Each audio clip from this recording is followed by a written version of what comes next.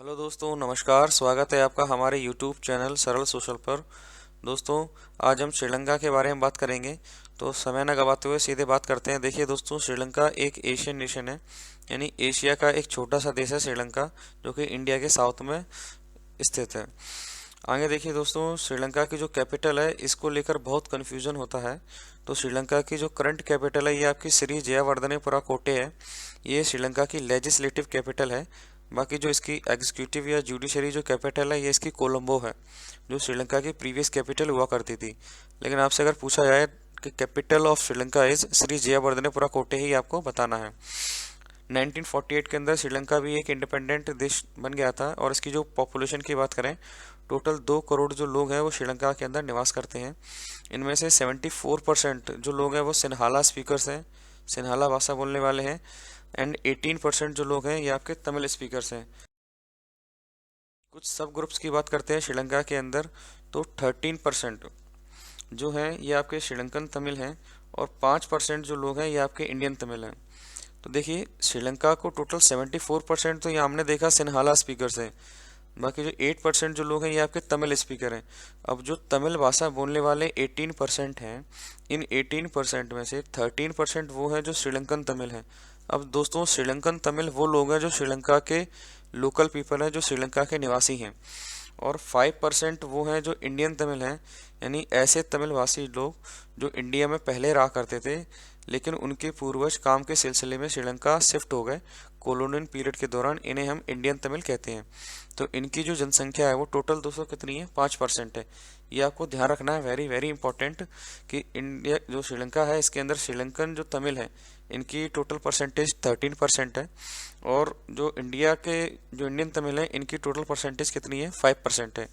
अब जो सिन्हाला स्पीकिंग जो लोग हैं ये बुद्ध धर्म को फॉलो करते हैं, और जबकि जो तमिल स्पीकिंग जो लोग हैं ये आपके हिंदू और मुस्लिम देखने को मिल जाते हैं।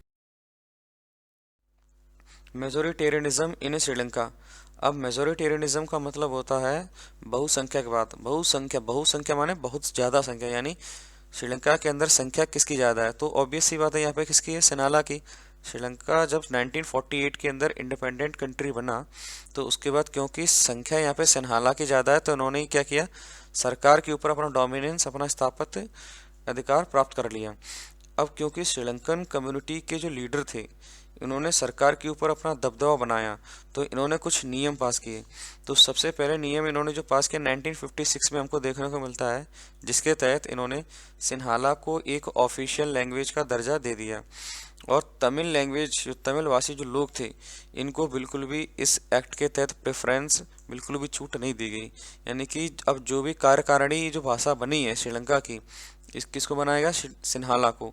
तो ऑब्वियस सी बात है, जो यहाँ पे जो तमिल स्पीकर्स हैं ये इसका विरोध करेंगे। आगे देखिए दोस्तों, अब ऐसे एप्लीकेंट यानी ऐसे उम्मीदवार जो सिन्हाला भाषा बोलते हैं, इनको यूनिवर्सिटीज़ में और इनको गवर्नमेंट जॉब में क्या दिए जाने लगे, छूट दी जाने लगी, इनको फेवर किया जाने लगा। तो यहाँ पर भी तमिलों के साथ क्या हो रहा है, यहाँ पे डिस्क्रिमिनेशन हो रहा है, भेदभाव देखने को हमको मिल रहा है। और साथ ही साथ दोस्तों, अब क्योंकि जो सिन्हाला कम्युनिटी के लोग हैं इनकी संख्या ज़्यादा है, और ये किस धर्म को फॉलो करते हैं, बुद्ध धर्म को फॉलो करते हैं। तो यहाँ पे श्रीलंका के अंदर बुद्ध धर्म का प्रचार प्रसार जोरों से किया जाने लगा। तो हम कह सकते हैं दोस्तों, यहाँ पे श्रीलंका के अंदर जो सिन्हाला कम्युनिटी है, इसे अपना डोमिनेंस, अपना स्थापत्य पा लिया। आगे देखिए दोस्तों, अब एक थे सिन्हाला कम्युनिटी और दूसरी है तमिल कम्युनिटी। तो दोनों के अंदर कन्फ्लिक्ट होना स्वाभाविक है, क्योंकि यहाँ पे जो शासन है ये कौन चला रहा है, सिन्हाला कम्युनिटी चला रही है। तो तमिल जो स्पीकर्स जो हैं, अब ये शांत नहीं बैठेंगे, इसीलिए इन्होंने 1980s में 1980 के आसपास ही एक इनका पॉलिटिकल ऑर्गेनाइजेशन है, इसका नाम है LTTE। ये आपको फुल फॉर्म याद रखना है, liberation tigers of Tamil Eelam. क्या बोला मैंने, liberation tigers of Tamil Eelam. Eelam का मतलब दोस्तों स्टेट होता है, ईलम माने होता है स्टेट, ये आपको ध्यान रखना है। तो देखिए, अब जो LTTE ग्रुप है, इसने सिन्हाला कम्युनिटी के खिलाफ क्या किया, विद्रोह किया, और इन्होंने ये बोला कि जो तमिल भाषा है इसको भी ऑफिशियल लैंग्वेज का दर्जा दिया जाए। अब क्योंकि ये जो इन्होंने डिमांड रखी सिन्हाला सरकार के सामने, अब ये ऑब्वियस सी बात है इसको स्वीकार नहीं करेंगे, और इसीलिए इन्होंने इनकी डिमांड को क्या कर दिया, डिनाई कर दिया, मना कर दिया। अब क्योंकि इनकी इस मांग को, इनकी डिमांड को मना कर दिया तो ये शांत नहीं बैठेंगे। इसीलिए दोस्तों श्रीलंका के अंदर सिविल वॉर देखने को मिलता है। अब ये दो कम्युनिटीज़ के बीच में, एक सिन्हाला कम्युनिटी और दूसरा तमिल कम्युनिटी के बीच में हमको क्या देखने को मिलता है, यहाँ पे दोनों कम्युनिटीज़ के बीच में यहाँ पे हमको सिविल वॉर देखने को मिल जाता है। ये आपको ध्यान रखना है, ये डेट आपको ध्यान रखनी पड़ेगी 1983। अगर आप डेट स्किप भी कर दो लेकिन year very important, very very important. 1983 के अंदर श्रीलंका के अंदर सिविल वॉर स्टार्ट हो गया था और 2009 तक ये सिविल वॉर चला। तो देखिए दोस्तों, ये टोटल 26 सालों तक जो सिविल वॉर चला, इन 26 सालों के बीच में कई हजार लोगों ने अपनी क्या गंवाई, जान गंवाई, दोनों कम्युनिटीज से। तो इससे नुकसान किसका हुआ दोस्तों, देश को हुआ, यानी मिला। तो कंक्लूजन यहाँ पे हमको ये देखने को मिला कि हमने पिछले वीडियो में बेल्जियम के बारे में पढ़ा था, इस वीडियो में हम श्रीलंका के बारे में देख रहे हैं। तो बेल्जियम के अंदर हमने देखा था कि वहाँ पर भी भाषा को लेकर बेल्जियम के अंदर जो डच कम्युनिटी थी ये मेजोरिटी में थी, और जो ब्रुसेल्स है, बेल्जियम की राजधानी ब्रुसेल्स है, इसमें फ्रेंच कम्युनिटी किस में थी, मेजोरिटी में थी।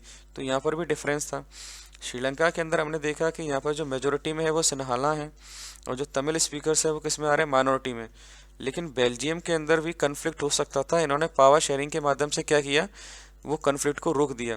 जबकि श्रीलंका के अंदर इन्होंने पावर शेयरिंग को फॉलो नहीं किया, और इस वजह से श्रीलंका के अंदर यहाँ पे एक सिविल वॉर हमको देखने को मिला, और इस वजह से श्रीलंका ने काफ़ी कई हजार लोगों की जान गंवाकर ये समझ में आई कि पावर शेयरिंग अगर ये कर लेते तो यहाँ पे इनको इतना नुकसान देखने को नहीं मिलता, और यहाँ पर इनकी यूनिटी को भी क्या हो गया, एक खतरा पैदा हो गया। तो दोस्तों, आई होप ये वीडियो आपको समझ में आया होगा। अगर ये वीडियो आपको समझ आया है तो वीडियो को लाइक ज़रूर करें, और दोस्तों चैनल को सब्सक्राइब जरूर करें। धन्यवाद।